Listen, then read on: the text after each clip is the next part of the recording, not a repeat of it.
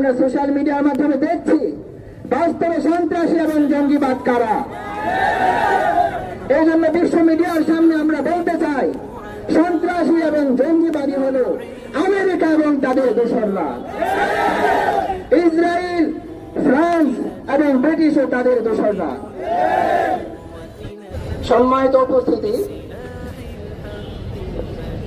সরকারের কাছে আজকে আমাদের যে দাবিগুলো, সর্বপ্রথম সরকারের কাছে দাবি হলো পাসপোর্টে ইসরায়েলের প্রতি যে নিষেধাজ্ঞা ছিল সেই নিষেধাজ্ঞাকে আবার পুনঃস্থাপন করতে হবে।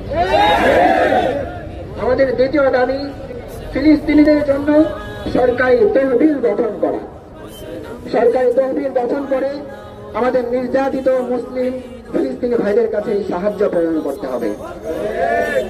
3 নম্বর দাবি, রাষ্ট্রীয়ভাবে ইসরায়েল ও তাদের সহযোগী সকল